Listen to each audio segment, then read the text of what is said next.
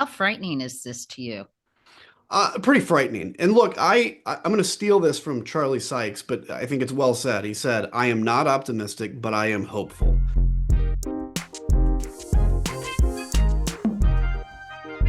Donald Trump has been president now for 100 days. And if you listen to the polls, a lot of Americans are very unhappy with his performance so far.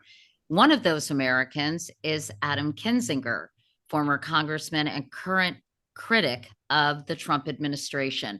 Adam, thanks so much for joining us. It's great to see you, and we have a lot to talk about. Yeah, good to be with you. Yeah, we really do. It's been crazy.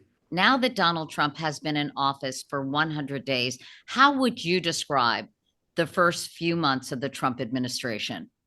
Well, okay, so I'll give you two different things. My opinion versus just like objectively, how is he done? My opinion, this is way worse than anything I imagined. I was trying to warn the Democrats basically between Trump's victory and inauguration day, like you guys need to get your ducks in a row because this thing could go fast, right? One of my biggest frustrations, and I think this is why, frankly, so many Democrats are upset, is because Donald Trump gets inaugurated. Doge, this fake agency, Doge gets created out of thin air. And then for about 2 weeks, Congress is out of session and Democrats went home. And so, like, all this that was going on was happening with no opposition in place. And I think that created a lot of fury. And for me, it bothered me because I'm like, look, guys, we were warning you this was going to happen. It is Project 2025. They had the playbook out there. So his rapid advancement in terms of kind of illiberalism, authoritarianism has been beyond what I even expected. Objectively, so taking my opinion out and saying how is he done tactically, well, if your goal is illiberalism, if your goal is, authoritarianism, he's done a great job getting there, right? That's that. If your goal is a strong America with strong alliances that's respected in the world, he gets a terrible job. If your goal is, if your interest is the economy, the US economy, he's done a terrible job. So I'll just say this, it is really bad for the United States of America right now. I think we can get out of this, but I think I mean, without sugarcoating, I think we're in for a few years where it's going to be rough. And frankly, we have to have these conversations about what is lawful, right, and actually effective resistance to this. Well, let's talk about the role of the Democrats and their failure to provide a bulwark Mhm. against many of these actions. If you could go back in time, and of course, hindsight is 2020, what should the Democrats have done in terms of organizing to create some cohesive resistance? Well, I think it's first important to say, look, the election, there's this idea that it was a blowout by Trump. It wasn't. I mean, butterfly effect. If 2 weeks prior a bird would have sneezed a different direction, right? Trump could have lost. It was 1% in every one of the swing states, and 1% can change on a dime. So it was a close election. What could they have done between that election and inauguration day is, I think, be ready for what was coming and have a plan. Plan to not go home. Look, when you're in the minority, really, this is in the House. Now, keep in mind, actually, the majority is so close that the minority, in this case, the Democrats, actually have a little more power because they only need to peel off a couple of Republicans. But generally speaking, the first time I was in the minority in the House, the one thing we learned is your weapon is messaging, and that's it. Yes, you can vote no on everything and you will vote no on everything, but your ability to message is what's important. So that message should have been put together. They should have determined that when session went out after frankly January 6th and then after inauguration, they should have stayed in DC. And then let me give you an example. All of a sudden, Doge is running wild in these different agencies, right? They should have been there on day one. They eventually did it. On day one, they should have gone to every one of these agencies, demanded entrance. If by then Doge would have had their ducks together and prevented them entry, they should have then turned around, made a big deal about it, turned around, gone to the DC courts, and gotten a court order for entry. There is no legal merit or legal reason for a member of Congress to be denied entry into a organization or into a Federal cabinet, agency. yeah, a federal agency that they oversee, that the courts would take their side. You do those battles. You're messaging repeatedly on the floor. You're messaging repeatedly to every media outlet you can, whether it's mainstream media, even whether it's some of these podcasts, you put your best messengers out there. And the other thing I'll say this is just kind of generally speaking, Democrats have to win the working class back again. And I know within the Democratic Party, I've paid attention to it, there's this kind of battle between, well, the problem is we didn't turn out the left enough, and we shouldn't have gone after Republicans versus I don't believe that, right? I think the reality is a lot of Republicans voted Democratic this time, but the Democrats are losing the working class, and that was their bread and butter. That's what they've got to get back. And men, working class and men. And I'd love to dig into that a little bit Mhm. more. But first, don't you think the Democrats need a cohesive, coherent message? In other words, media is so fragmented, as you know, and it seems that not only did they not do enough in the early days of the administration, some of the things that you've suggested, but the messaging seems to be all over the place. And that is one thing the Republicans and MAGA specifically has done well. Yeah. Very general, easy to understand messaging and cohesive messaging across all their messengers and all their platforms. The funny thing is, when I was in Congress, we always thought the Democrats were better at this than us. And honestly, they were until recently. So for Democrats, again, my advice is go back to what you used to think, how you used to think on this stuff, right? You would have pretty strict messages. Let me give you an example of a message that I think can work, that worked for the Republicans. How many times have we heard the term Biden crime family? Okay. Now, you can look and say, well, what are Biden's crimes? Well, they never proved any crimes, but the moniker of Biden crime family stuck, and that made it out of just the Fox News realm. It made it everywhere. The reality is Trump has a crime family. I mean, you look at the stuff that's going on with crypto, the dinner he's throwing for his own meme coin, the fact that a Chinese billionaire or millionaire who had a crypto investigation against him had that dropped after buying some Trump crypto. And you look through Don Jr. is on the board of Kalshi, which is a political betting website. Well, I what could go about Dave on and on. McCormick having a huge investment and being the member of the Senate who's overseeing crypto regulation? Absolutely that. Absolutely that. And you think of Elon Musk, right? Who's willing to go in, take a chainsaw, tell you everything that you can live without in the federal government while ensuring that his SpaceX and even Tesla contracts are protected, if not even more robust. We're continuing this mission to Mars, which look, I'm all for trying to go to Mars, but we're continuing this mission while we're cutting food stamps and everything else. And so that's, I think, I think the issue of corruption is not just a talking point. It's a reality. And I honestly think if we go forward 10 years and look back on this administration, the theme that will be a thread throughout it is corruption. It's like when you think of Nixon, you think of corruption. That's, I think, that what the Democrats have got to focus on. So, how do they do that in a pithy, short sentence or in the kind of earworm that Donald Trump is so good at creating? For example, fake news. That became this earworm that every time there was something that was critical of him or his administration, everyone who supported him would accuse the media of fake news. So, how do you do one of those clever, short, catchy phrases? Would you say Trump crime family? I mean, give us some ideas. I know you're not in marketing, but that's what they need, isn't it? It is. And so let's take the issue of fake news. Now, fake news, when you think of it now, what you think about is Donald Trump calling the news media fake. Do you actually know where fake news came from? It was the idea of misinformation. It actually was fake news. So it's when we were talking about Russian misinformation, for instance, or if somebody created a fake news website and they wrote a fake story and then that gets picked up by the media or whatever. That's what fake news was. It was legitimately fake news. He took that and turned it into his thing because he does that just by shamelessness and repeatedly repeating things. And so do his people. And by the way, it doesn't happen in a month. It happens in like 3 or 4 years. That's the other thing. You've got to have patience for the long game here. So I think one example is Biden crime family is stuck. Why don't we do Trump crime family or something related to that that can stick? Trump criminals, the criminal Trump family, the Trump crime family, whatever it is, and stick to that message and understand that's going to take 2 to 4 years to stick. but we've got to stick with it. It's just like, look, the whole idea of, we're 100 days in, Donald Trump has terrible poll numbers, people are still upset because 40% of America still likes him.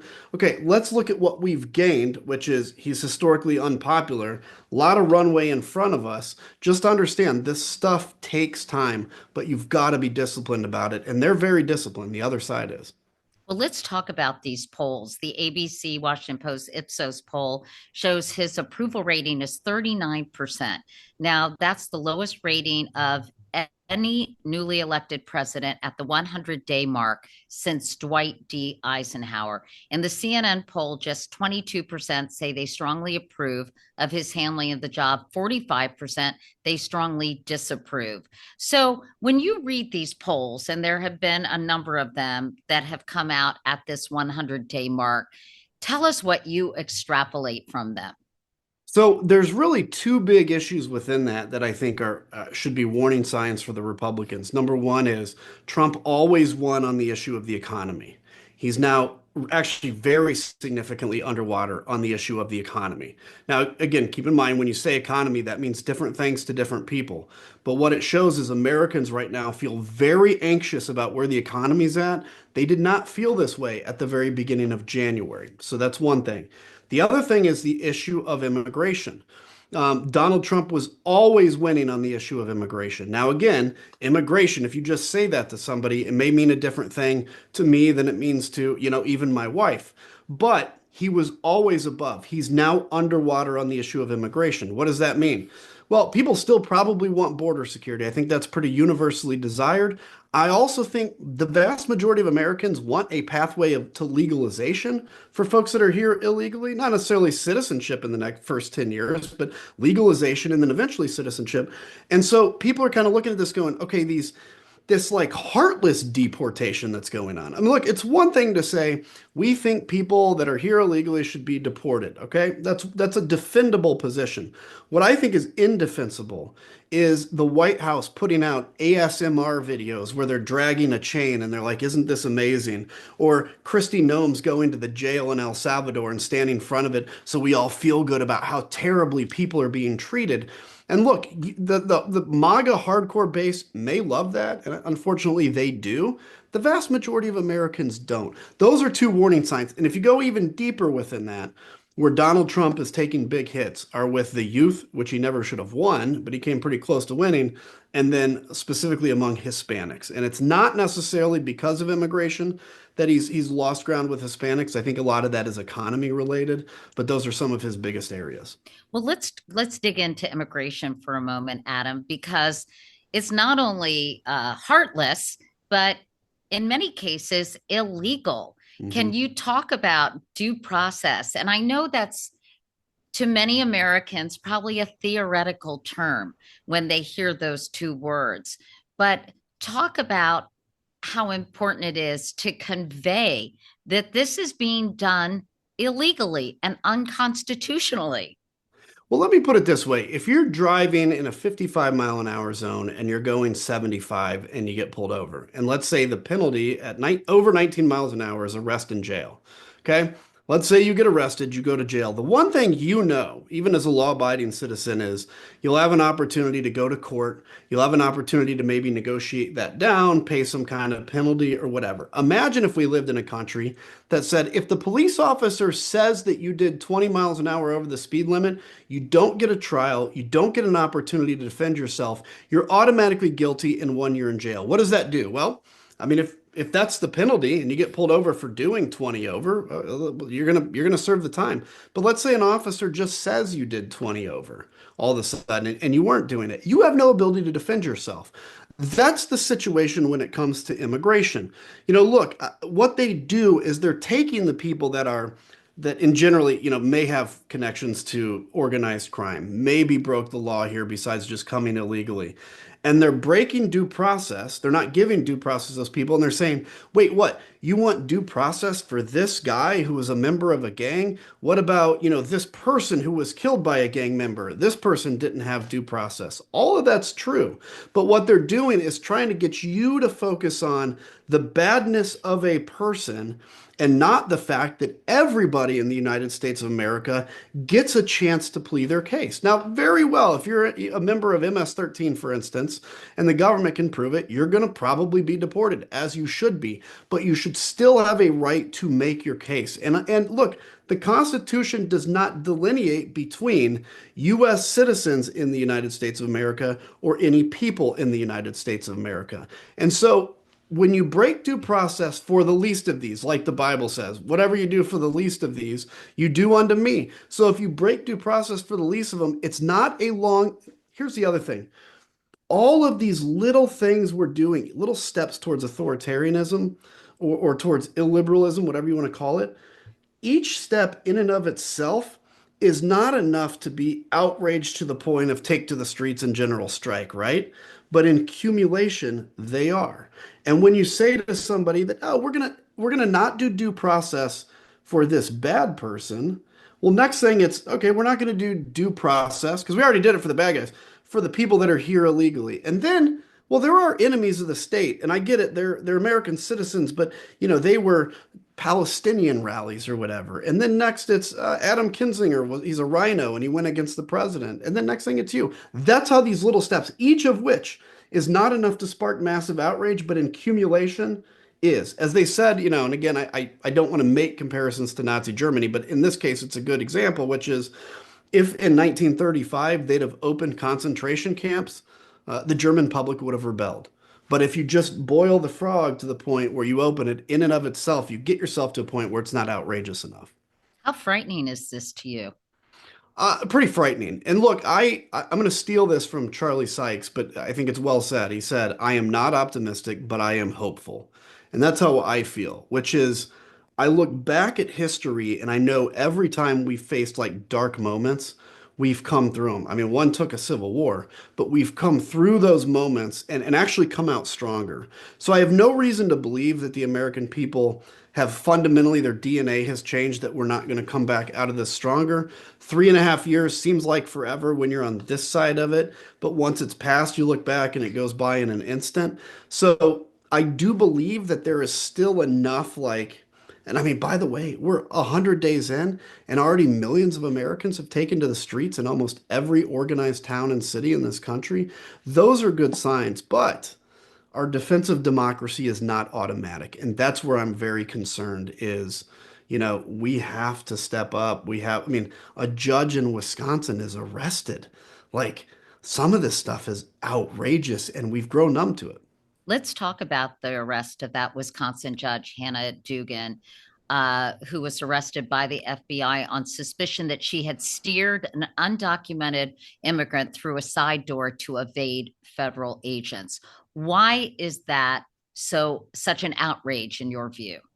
So it's two things. First off, I didn't know it was illegal to, kind of hide somebody that has not been convicted necessarily by the feds. They wanted to deport him. I don't know all the details, but so is this saying that if you know somebody who's illegal and they're at your house and the police come, that it's illegal to say they're not there? That's kind of chilling, to be honest with you, if it's like that. But secondarily, it is simply the fact that ICE in general has always kind of had an unspoken rule or maybe spoken rule with local jurisdictions that they won't enforce there because what you want to do is first off tell anybody that's in the country illegally that they can still use the judicial system. Maybe they're a victim of a crime, right?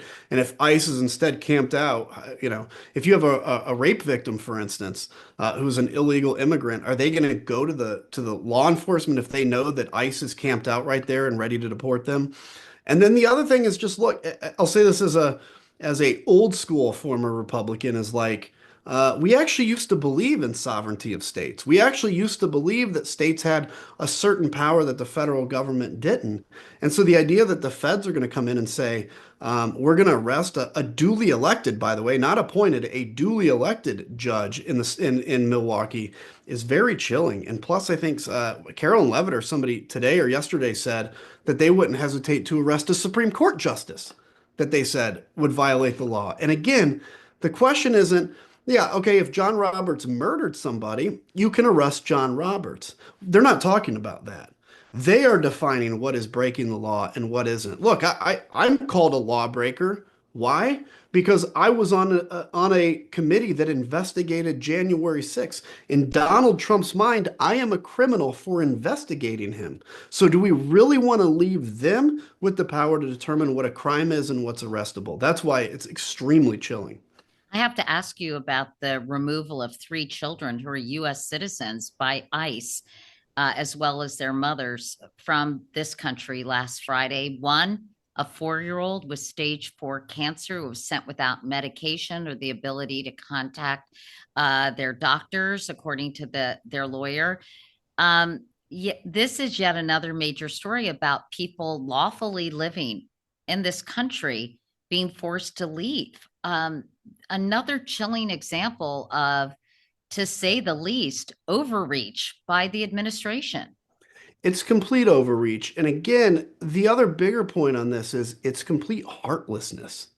I mean, look, if you look at, in essence, all the periods of American history, even when we did pretty evil things, like the people that did evil things in many cases thought they were, I don't know, maybe they thought they were doing the right thing, whatever. But like for us to now say, yep, you know what? We sent a kid who's an American citizen and has stage 4 cancers. Oh well, their parents shouldn't have been illegal.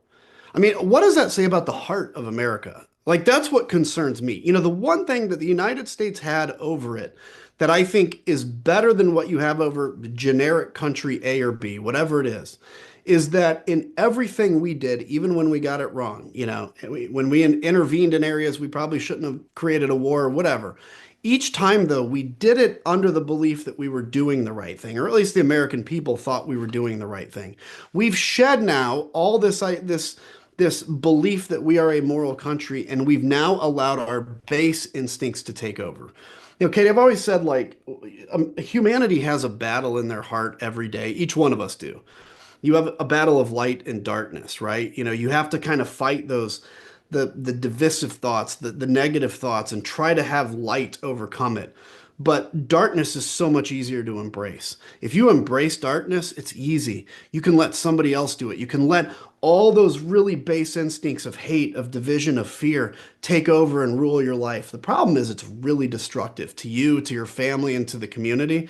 And that's where we're at as a nation now, is letting those destructive tendencies take over and that complete heartlessness. And so, do they have a legal right to deport a kid with an illegal mother that maybe wants her kid to go with her? You know, I don't, there's nuances I don't know, but I know that we were a country in the past that if there was a legal US citizen, we certainly wouldn't deport them and can't. And that's a big concern to me, is because again, you go into these like little steps and what do they ultimately end up? Well, let's start deporting enemies of the state, which Donald Trump's already said he wants to do.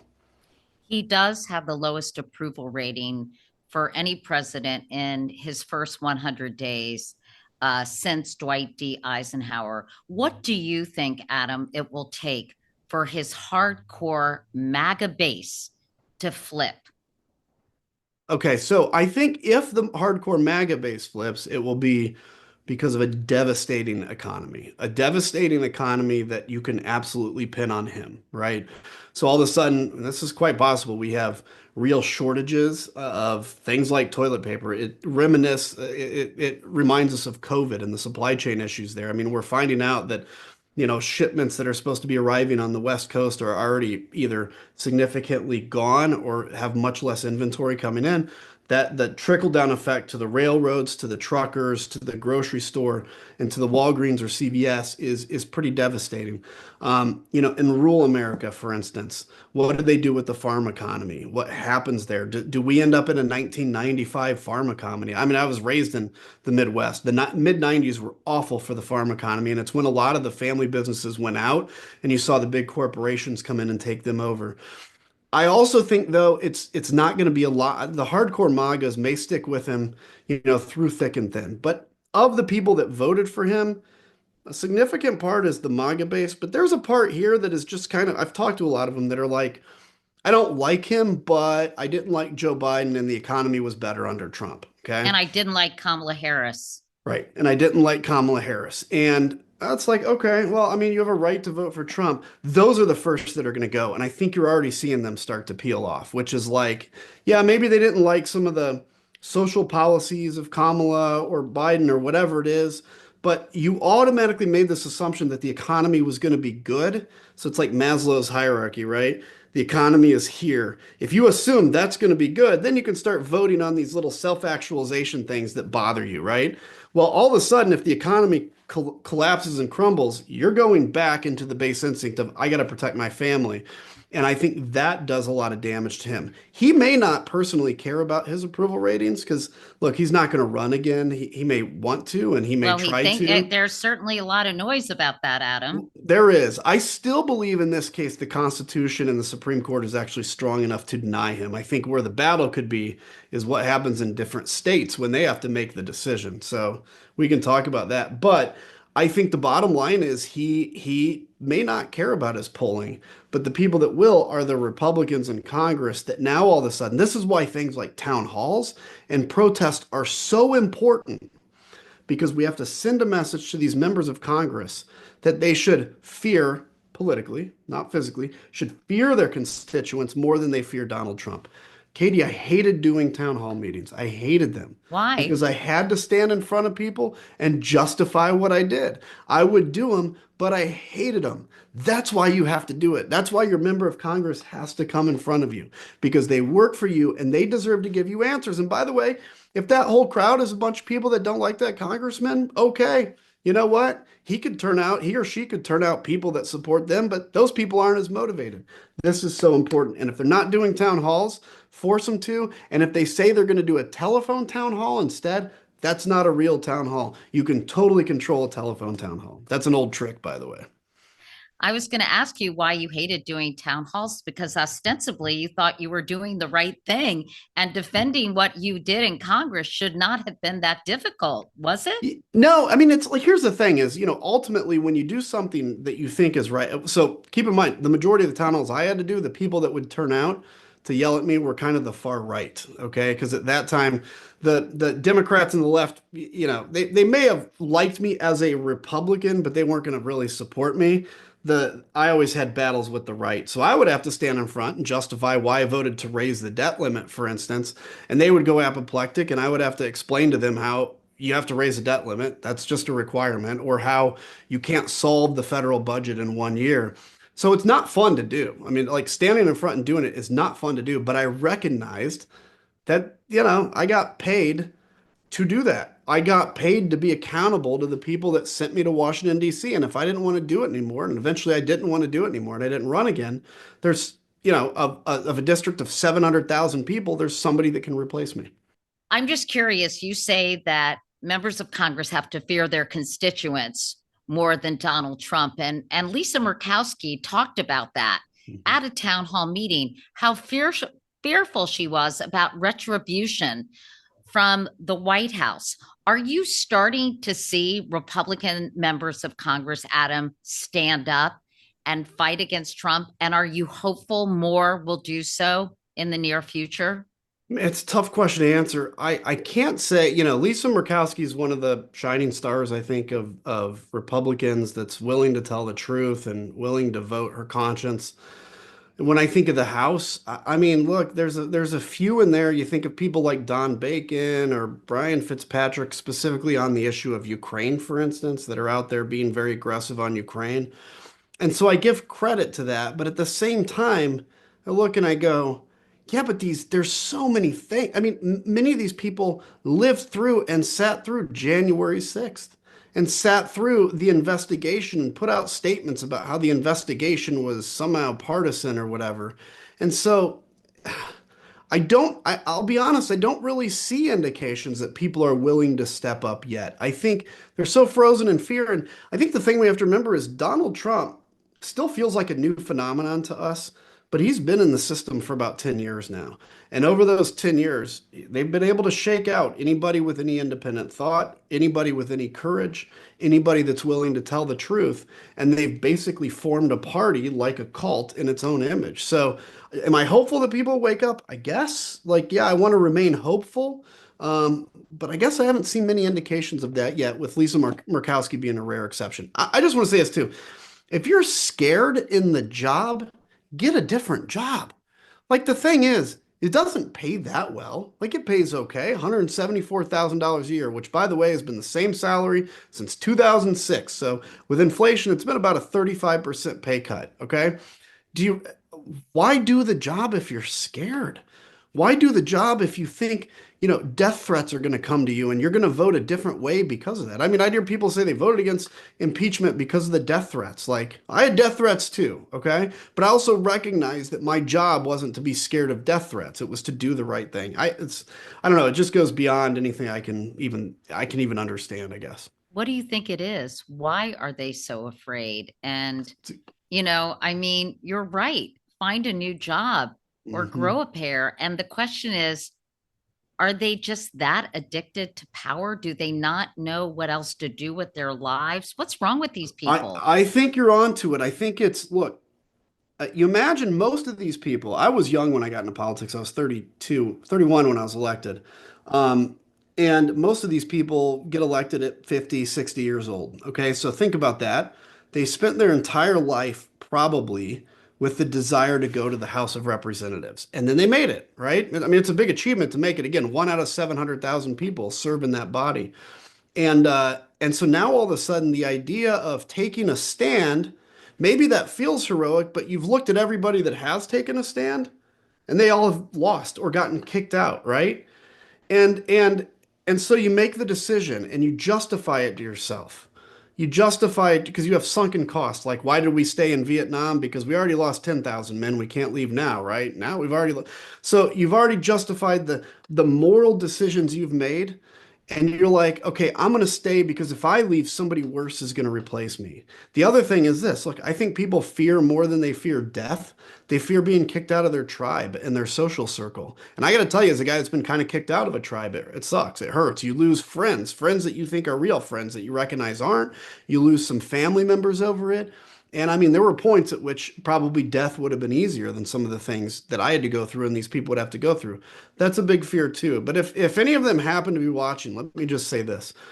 I went into Congress with this idea that someday, if I had to go out in a blaze of glory standing for truth, I would do it. And I actually got an opportunity to do it. And I got to tell you, most people, I've learned, most people very rarely, even in Congress, get an opportunity to kind of stand against the pressure. And those that get the opportunity, even very few are willing to do it. I have no regrets about it, and I'm happy to be out now. And the only regret I have is I wish I would have done it louder and twice as hard. Let me ask you about the Pentagon. As a former Air Force pilot, you must know lots of people, Adam, in the military still, and lots of people at the Department of Defense. It sounds as if it is a real, pardon my French, shit show Mhm. there right now. Tell us what you're hearing and how people feel about Pete Hegseth's leadership. Yeah, I mean, look, and I know some of the people that are in the news stories right now, and I think it's for your average probably soldier, they probably don't really care too much because to them it's like, well, what's my mission today? Whatever. A lot of my friends are kind of higher ranking officers, and yeah, they're a little concerned about it. They're bothered by it. It's What are they interesting. saying to you, Adam? I think just chaos. Like, what's this chaos? And by the way, I'm talking to some of my friends that are like hardcore Trumpers, actually, that are now like, They haven't necessarily turned on Trump, so I don't want to give people that impression, but they've kind of turned on Hegseth and been like, this is just chaos for the sake of chaos, right? They also recognize, here's a big point. If any of my friends that are still in the military had done on a signal chat what Hegseth and all those people did, they'd be in Leavenworth right now, or at least facing the possibility of a jail sentence for that. And they recognize the disparity and the unfairness of that. The interesting dynamic about the military, though, is it's probably just as divided as regular society is. When I was in, typically the officer corps was more Republican. About 80% of military officers voted Republican. The enlisted was about split 50-50. You're actually seeing the opposite of that now. You're seeing the enlisted corps tends to be more kind of MAGA and Trump right now. And the officer corps is about 50-50, maybe even slightly leaning Democratic. What's the reason? Well, because broader, what you've seen is Democrats are winning college educated and Republicans aren't. And officers have to have college degrees. What the concern I have is, look, the military, they've always told us our job is to defend the Constitution, not to follow the unconstitutional orders. But what the early moves of the Trump administration in the Pentagon has been to put loyalists in place and make it very clear that you work for Donald Trump, not for the Constitution. And of course, one man's constitutional defense is another man's constitutional, traitorism. Like, what is defending the Constitution? It's different with every person. So I worry about kind of that moral morass that the Pentagon could find itself in. Given these two signal chat incidents, what do you think should happen to Pete Hegseth? And do you think anything will?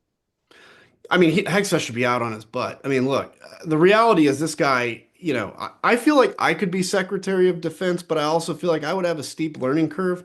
I outranked Hegseth in the military. I've been in more operations than him, and I served, 12 years in Congress. I understand government. This guy was a major, great, cool, and a weekend talk show host, and all of a sudden is now taking the largest, most lethal organization in the world, totally in over his head. He knows it. That's why you can read it in the signal chats. He knows he's over his head because he's doing his damnedest to try to prove to everybody that he's totally capable. He's got like this imposter syndrome, except it would be called syndrome, except it's just he's actually an imposter. So I think he needs to be fired and removed. And I think eventually, if we fast forward to July, I think he's gone. I think he'll probably stick around for a little bit so it doesn't appear that, he was pushed out by the libs or whatever. But I don't think he's going to last a whole lot longer. That's just my prediction. I want to ask you about your recent Substack about the impacts tariffs and Doge cuts are having on your home state of Illinois, Adam, specifically among farmers in the Midwest. I spoke with a farmer from Iowa not too long ago that Tom Harkin connected me with, and there was a lot of concern about the Doge cuts, about USDA cuts, about programs for needy school children, about subsidies, about training programs, about all kinds of things that were impacting farmers, 77% of whom voted for Donald Trump. What are you hearing from your home state?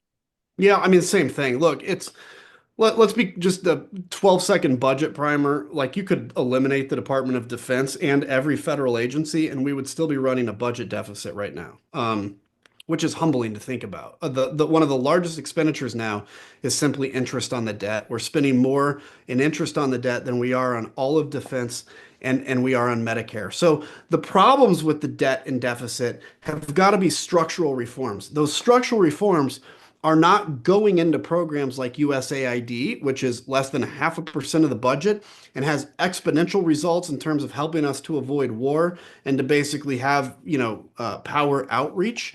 And then on the on the farm community, things like, if you have a child with autism, for instance, and, you want them to have a little extra help in their school district, that help comes from the federal government, even though it's done by the school district. You start taking programs like that away, and all of a sudden you're going to see RFK Jr.'s little thing about how, autism is somehow makes you less of a person come true because they're not going to have access to the resources they need. And for farmers, during the first Trump administration, when there were tariffs, moderately on China and a few other places, and then they still gave bailouts to the farmers.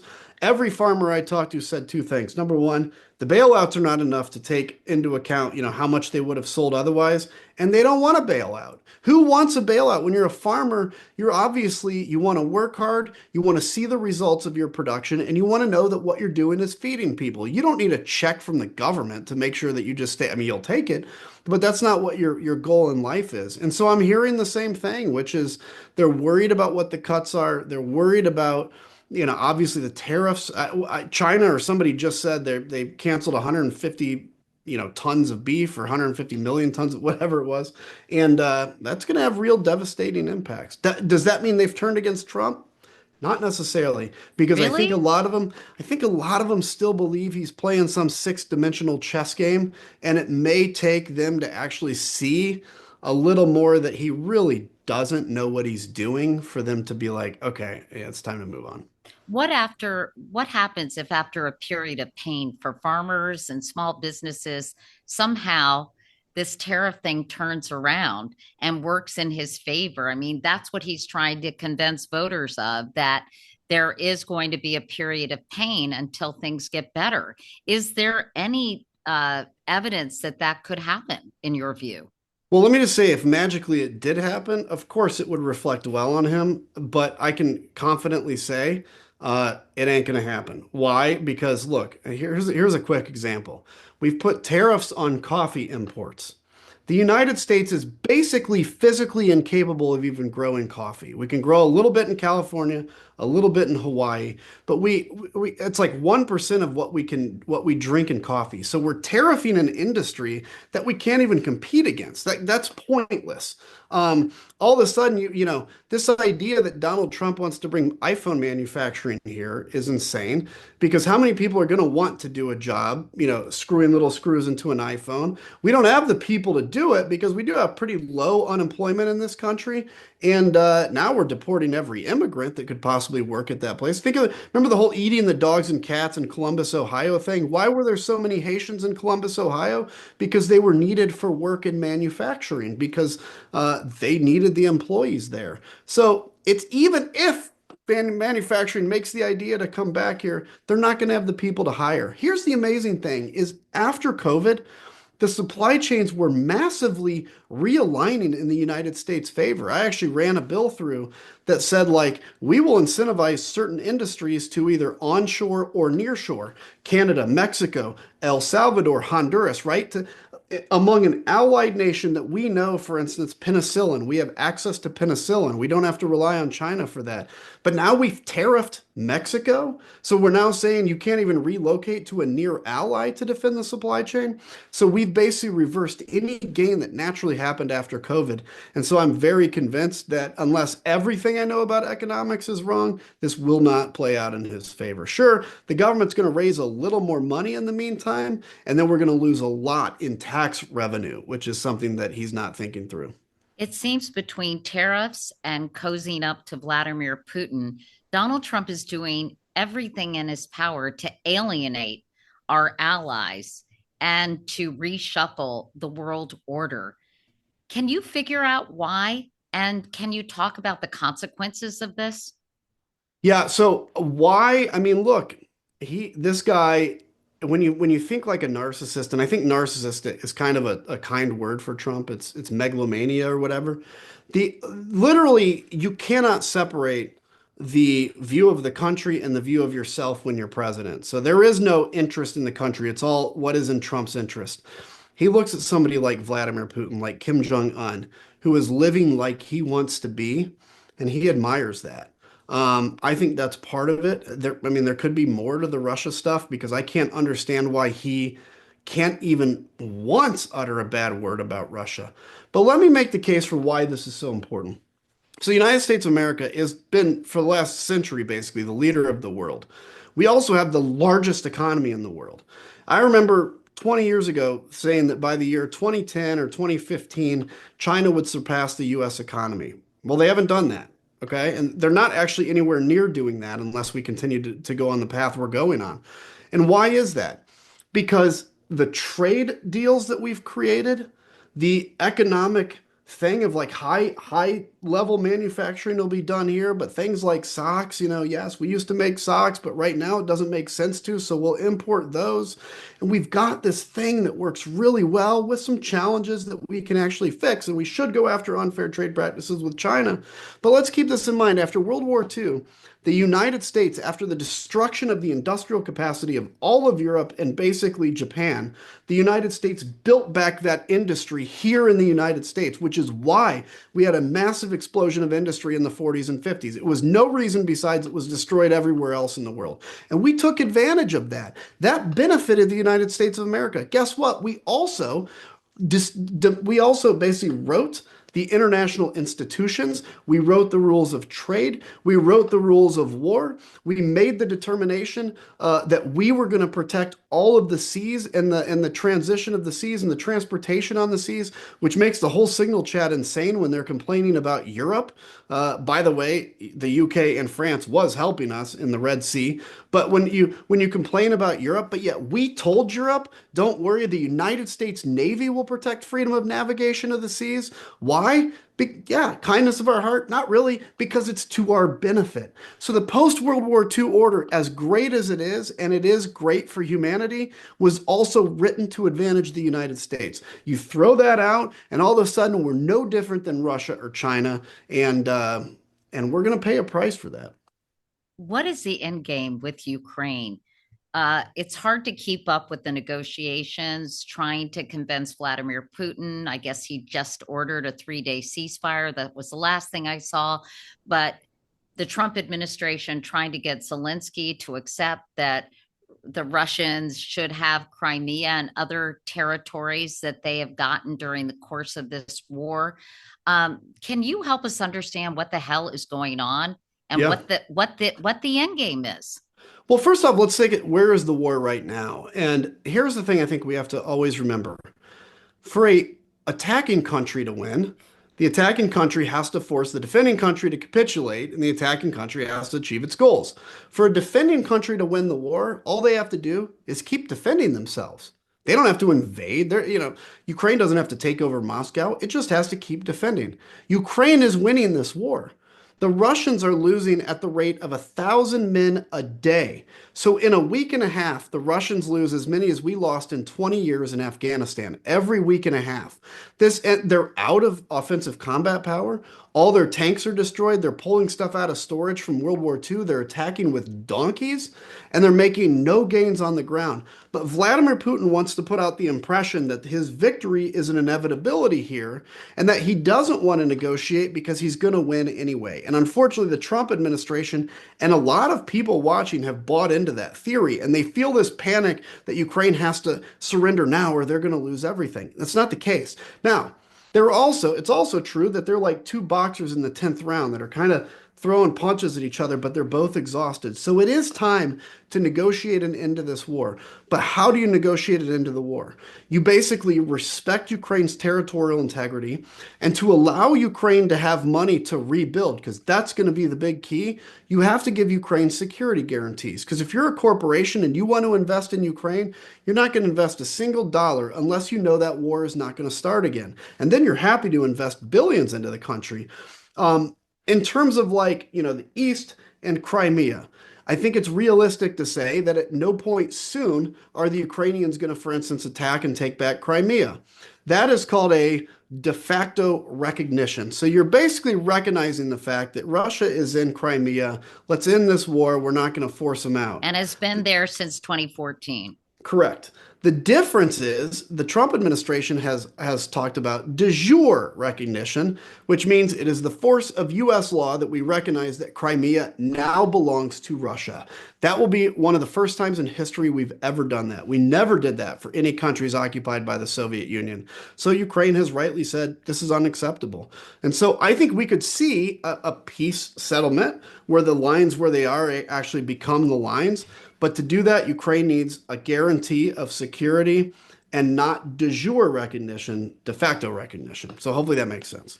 And do you think that's going to happen? Do you think progress will be made?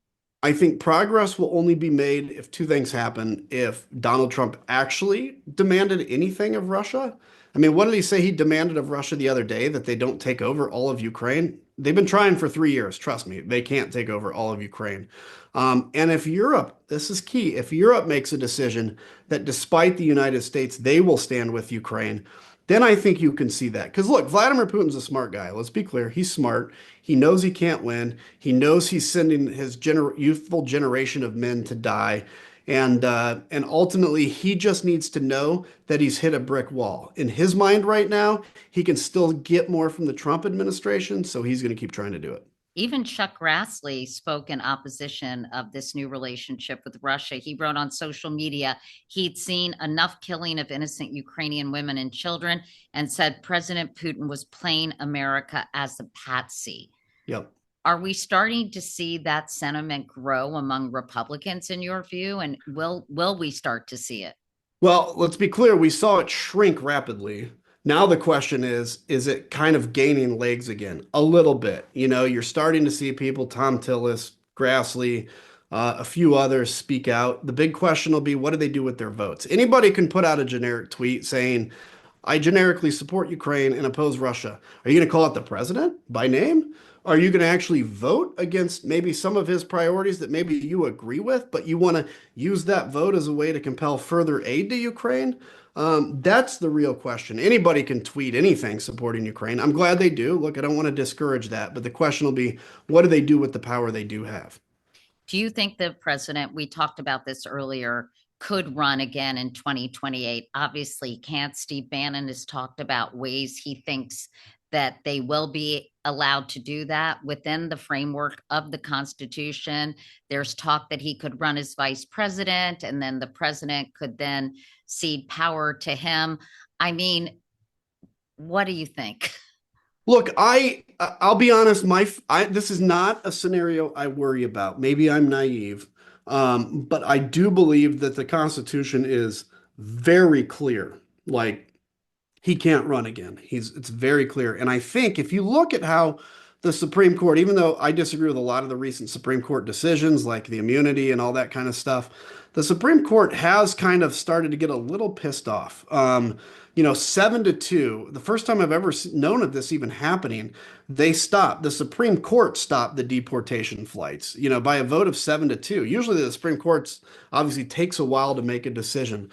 The fact that I think they recently Roberts or whatever put out a preemptive statement about the respect of the judiciary. What this says to me is that the Supreme Court is now starting to get a little jealous of their power. And so I think, look, the one area I guess I would be concerned about him running again, I mean, keep in mind he'll be 82 also. But the one area I might get a little concerned is if somehow he convinces these hardcore red states to just simply allow him on the ballot, then what happens, right? That's what I don't know. So if you have, let's just take a super red state like Indiana and let's say Trump is ineligible to run again, but Indiana just says, well, he's going to be the candidate and we put him on the ballot. Now you have a tension between states and the federal government. So that would be an area I'm concerned about. But in all honesty, that's not the one I'm losing sleep on. I worry about what damage is going to be done to that point. You have renewed faith, I guess, in the Supreme Court, but it seems as if right now the administration is ignoring the judiciary branch of the government.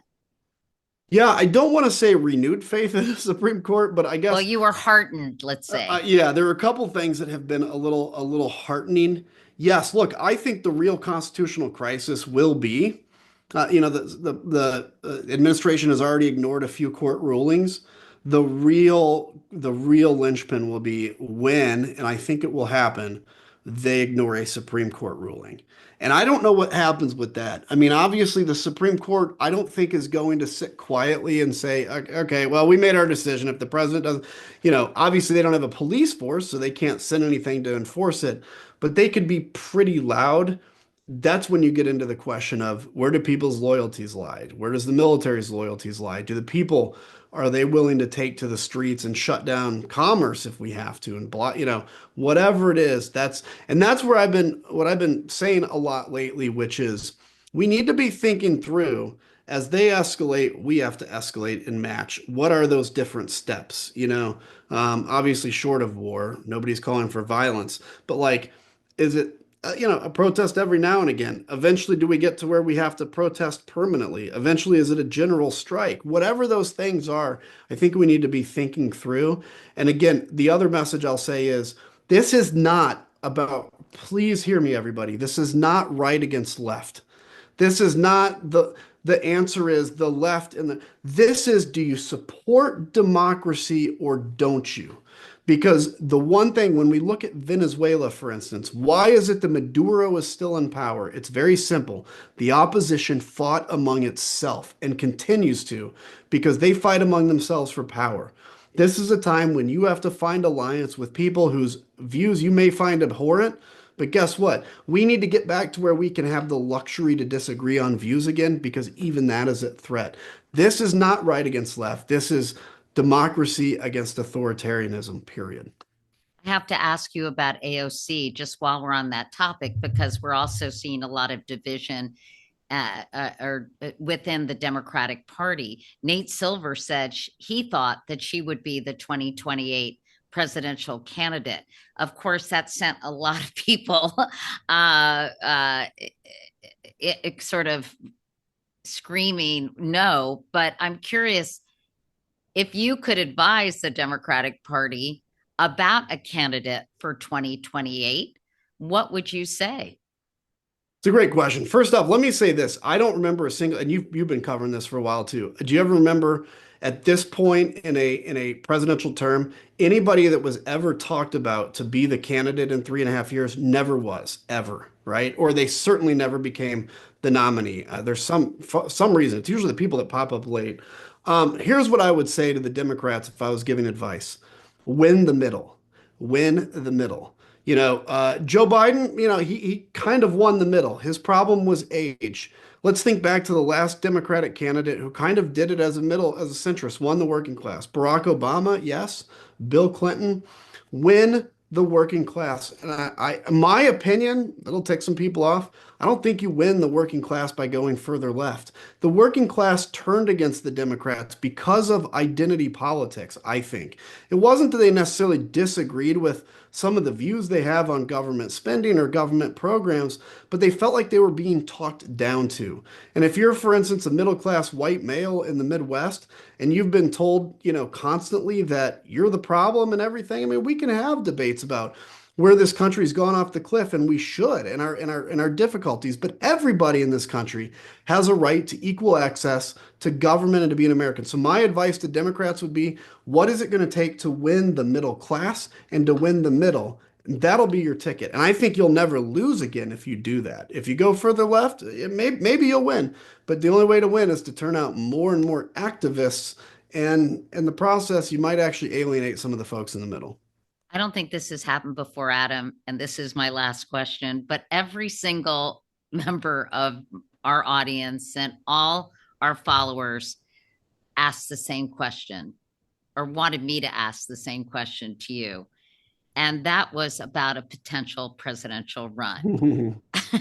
I'm sure this is not the first time you've been asked this, but is it something that you would consider for 2028 or beyond?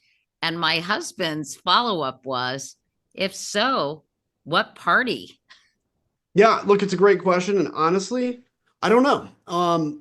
Have I thought about it? I would be lying if I said I hadn't. Where I kind of look at it is, what is the area? Like, I don't want to run just because, like, I want to be president or whatever. It would be, do I think I could bring something unique that other candidates are missing? I kind of think in a way I could. And honestly, what would I run as?